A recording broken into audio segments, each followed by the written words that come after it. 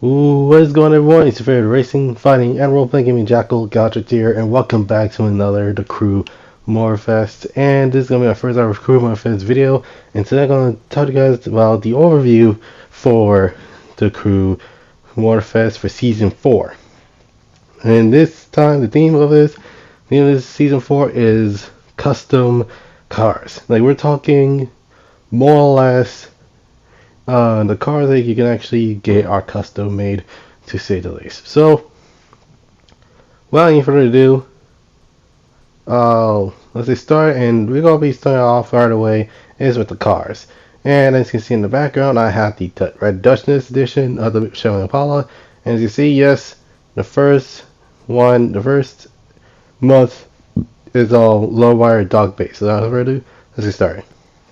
So first off, you got the Buick Grand National. You can actually get this car early via um, via the lowrider side of the playlist. Specifically, is the Donker's Lowrider, uh, the Donker's Lowrider playlist.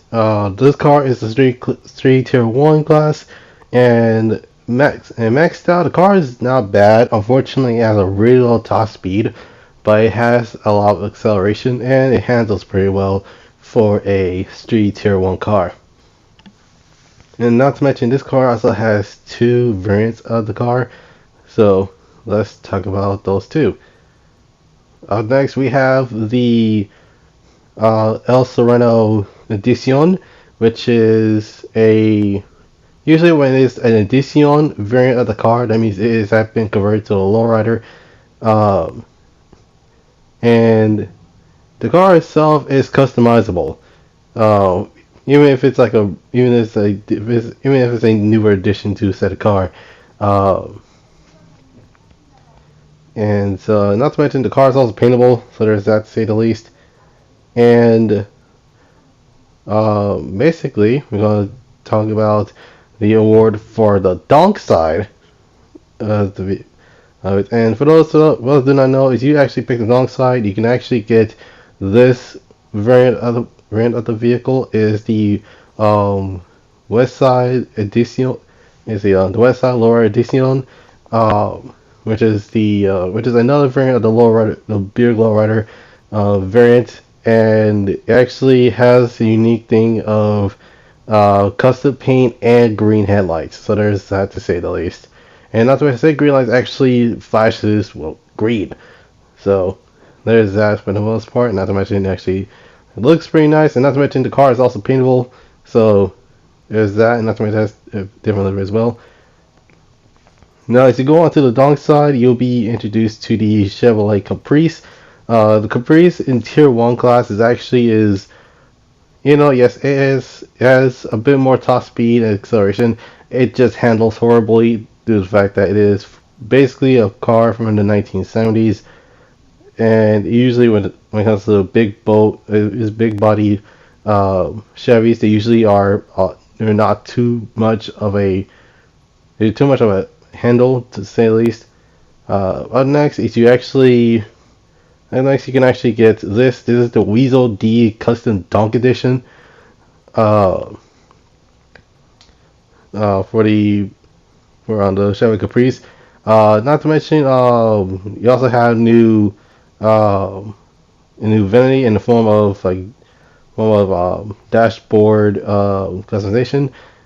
Not to mention, the paint is customizable, and as well as the parts, and it has its own exclusive wheels. I forgot to mention that to the lowriders as well. If you beat the lowrider side of the Donk vs. Lowriders playlist, you will get Hoonigan's Chevrolet Caprice Donk, and this is based off the legit vehicle from Hoonigan, and it even has custom 24-inch rim rotiforms, and not to mention, also came with a parachute in the back. And not to mention the car is list. outside of the updates, as I was like, outside of the playlist, we got a brand new car in the form of the Audi RS6. The car is a Tier 2 class, and it's actually one of my favorite cars to drive. Unfortunately, the customization is extremely horrible for what is supposed to be a sedan, not sedan, a sports wagon. DSP Outbound actually did a better job with this vehicle than the group Motorfest. And we also have its variant known as the Yosemite Edition, which is, for those who don't know, they're basically a wrapping company that is the one that wrapped KSI's Lamborghini Aventador, as well as Deji's Lamborghini Huracan. They actually decided to wrap this car the same way, and not to mention also has newer stuff to it. Now, for the new gameplay aspects, we've gotten the lower rhythm game. Usually, you can use your you can actually use either your analog stick or your D-pad in order to actually uh, press the buttons in the right time or move the analog stick to the right time. This game mode is actually quite fun. I actually do like it. Um, just be sure to actually master this once you reach um, reach difficulty 2, because difficult 3 and onward will be extremely difficult. I am not kidding when I say that. And not to mention, this also affects all lowriders as well. So that will include the La Verde Plymouth Roadrunner, the Narajo edition, and the Red Dutchness edition. And not gonna lie, this is fun overall. And in terms of the donk side, we had donk races. Now, unlike your typical drag racing, donk races are well, that's basically what it is. You're basically drag racing with donks, to say the least. But this is a funny part. So I was trying to actually try to catch up, and the car understeered, and the Z hit me and hit a I think it hit one of the boxes. But yeah. So basically, for those that do not know what a donk is, well, essentially it is specifically a 71 to 76 Chevrolet Impala / Caprice. Um, and there are two subgenres of it. There is the original. You have the box, which is 79 to 90, and then the bubble, which is 91, 96. So for the most part, uh, yeah, basically from 71 all the way to 96, you're in that supposed category of said car. Not to mention, in terms of lore, it's basically a car culture in of itself. And if you look at California car shows, you will know that these type of cars are uh, usually worked out the moment they actually have something going on. So yeah, there's that. So yeah, overall, I actually do like this update.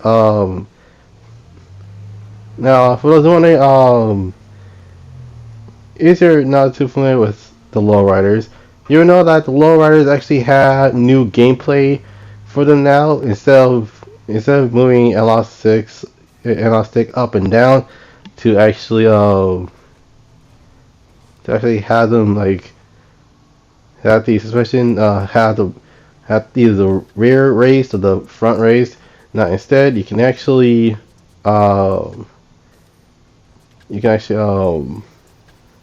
you can press circle to actually move the car up, and then you can press circle again, or B if you're on Xbox, or back if you're on PC, to uh, actually make a car bounce. And not to mention, there are really cool ones where, like for example, I end up wheeling a Buick Regal for some freaking reason. Not to mention, you can actually three-wheel this car, which, not gonna lie, in of itself is actually quite hilarious. Because for those who do not know, three-wheeling is actually a thing. We usually don't do that often.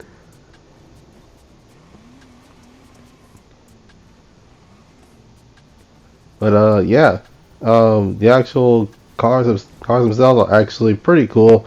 I'm actually glad we got more lowriders. I'm just hoping to actually get more lowriders in the form of an addition version a of any of the classic Cadillacs. To be completely honest, I think actually, but then again, it would be a lot crazier if we actually gotten a addition variant in the form of the 66 GTO, because usually with the GTOs, they're mostly purely bred muscle cars. But then again, the Roadrunner is also a muscle car, and it made it to a lowrider. So yeah, what? So, yeah, what's stopping them from making another muscle car to a lowrider?